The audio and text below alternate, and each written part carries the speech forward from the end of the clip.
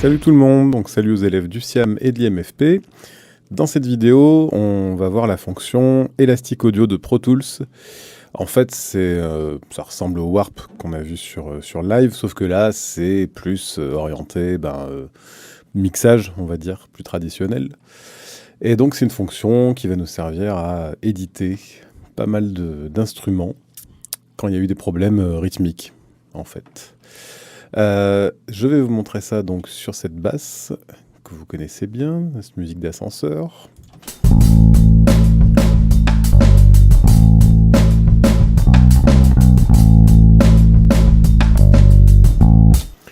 Voilà, donc cette basse n'est pas du tout calée, évidemment. Et là, ce qu'on faisait jusque-là, ce que je vous avais dit en début d'année, c'est que voilà, il suffisait de découper, hein, ça c'est toujours valable. Hein. Voilà, par exemple, cette note-là qui devrait être calée avec la caisse claire ici, on peut la découper, utiliser éventuellement le raccourci CTRL, Windows sur Windows pour pouvoir le recaler, ça d'accord. Sauf qu'évidemment, ça laisse un trou. Alors à l'époque, je vous ai dit, c'était pas très très grave, hein. On voyait à peine les premières fonctions, donc effectivement, c'était pas grave. Mais en vrai, ça peut poser des problèmes, parce que là, sur de la basse, effectivement, dans le mix, bon, ça pourrait passer, mais sur une voix, ça serait déjà beaucoup plus problématique. Donc ce qu'on va faire, en fait, on va pas utiliser cette fonction découper, donc j'annule. On va utiliser donc l'Elastic Audio, qui est ici, qui est dans la zone où il n'y a rien, en fait, au départ. Donc il faut cliquer là. Et là, on va choisir, un peu comme dans Live ou comme dans Melodyne, un algorithme qui correspond à l'instrument qu'on veut traiter. Là, il s'agit d'une basse qui ne joue qu'une seule note à la fois, donc on va être sur monophonique. Ce serait la même chose pour de la voix. Donc je choisis ça. Et ensuite, il faut afficher ce qu'on appelle donc le warp. Même terme que dans Live. Donc c'est ici, à la place de l'affichage waveform, qui nous sert à changer d'affichage pour passer de forme d'onde à automation, etc. Ben là, on va choisir warp. Attention, warp, il est disponible que une fois que vous avez choisi un algorithme. Si je vais sur une autre piste où j'ai pas activé le warp, il apparaît pas, forcément. Voilà, donc ça met un petit temps à calculer. Et ensuite, on a une détection des transitoires qui est faite automatiquement. En gros, à chaque attaque, Pro Tools détecte. Voilà, il met des petits repères. Il en met un peu trop, même, souvent. Mais voilà, c'est un peu le même principe que dans Live, encore une fois. Hein. Donc là, on pourrait juste en prendre un et le bouger, mais le problème, c'est que ça va décaler tout le monde. Donc, il faut mettre un repère avant, après.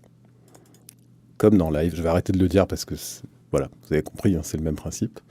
Donc, on en met un avant, un après. Et ensuite, on n'a qu'à déplacer celui-là. Hop.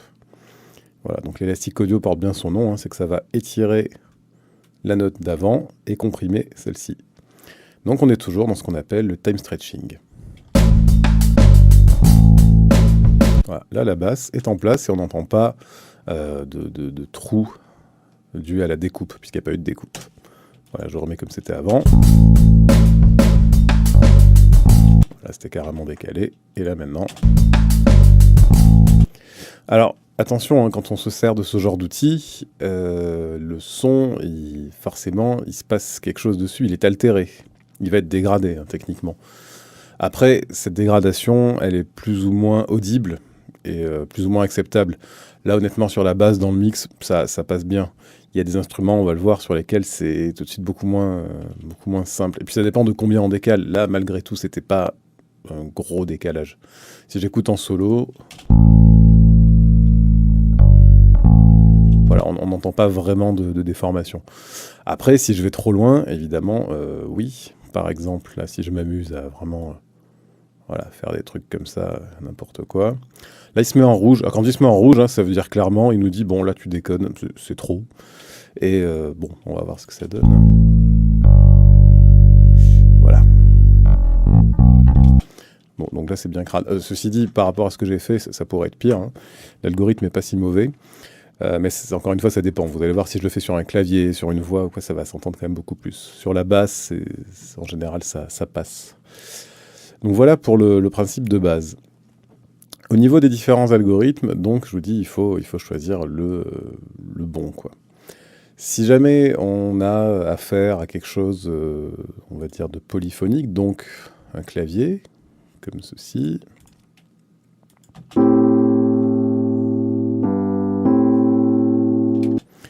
Là par contre, donc on va utiliser cet algorithme-là, polyphonique. Voilà. Là par contre, je vais vous montrer, hein, je vais faire exprès un truc voilà, un petit peu qui va s'entendre. Hein.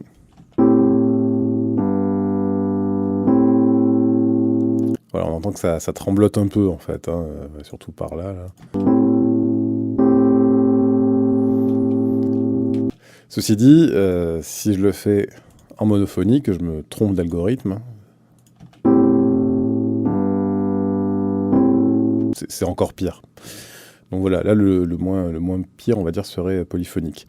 On a aussi rythmique, bon bah ça, hein, c'est pour tout ce qui est grosse caisse claire, tout ça, bien que, en général, tout ce qui est batterie, si on peut, on le fait vraiment en découpant. Hein, ça sera quand même beaucoup plus transparent, mais bon, si besoin, sur une boucle ou quoi, le mode rythmique peut marcher. Hein. Ça correspond au mode beats dans live, hein, pour tout ce qui est donc rythmique avec des transitoires bien marqués. On a aussi en fait des algorithmes qui sont en mode rendu. Là par défaut c'est temps réel, c'est-à-dire que là quand je fais mon warp, là j'entends le résultat immédiatement.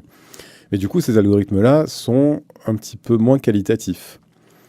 Je peux en choisir, donc chaque algorithme je peux le choisir en mode rendu.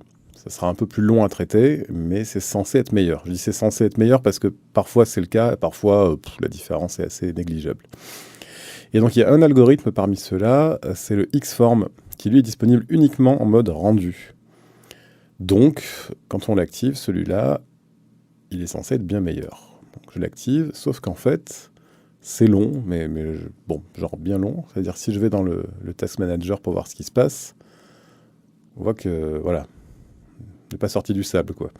Donc en fait, ça c'est bien, une fois que vous avez régler éventuellement tous vos marqueurs warp avec un mode plus simple, donc de moins bonne qualité, et ensuite vous l'appliquez dessus, et pendant ce temps, vous allez boire une bière, et puis le traitement va être fait. Parce que là, on va écouter ce que ça donne. Hein.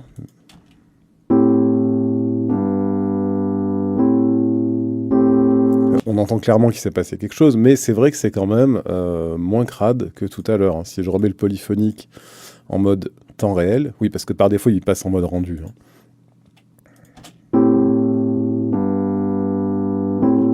Ouais, donc non, ça va, le Xform a quand même fait la différence. Voilà, mais par contre, ne le faites pas, ne l'appliquez pas dès le début, parce qu'à chaque fois que vous allez modifier quelque chose, ben voilà, ça remouline pendant un moment. Donc, en fait, faites-le d'abord avec un algorithme standard, temps réel, et à la fin, vous appliquez le Xform et vous voyez si ça fait quelque chose.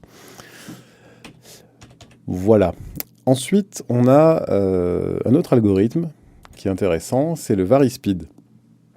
Ça correspond au repitch dans live. En fait, c'est un mode qui ne va pas faire vraiment de time stretching. Jusque-là, tous les autres modes, hein, ce qu'on a fait sur la basse et tout ça, hein, voilà, le fait de bouger comme ça, c'est ce qu'on appelle du time stretching parce que la hauteur du son ne bouge pas. Voilà, on bouge que la durée. Si j'utilise le mode VarySpeed, là, ça va faire comme sur une bande magnétique, c'est-à-dire au plus je ralentis la durée, au plus j'étire, au plus le son va être pitché vers le bas. Et au plus je comprime, au plus il va être pitché vers le haut, évidemment. Donc ce qui se passe, c'est ça.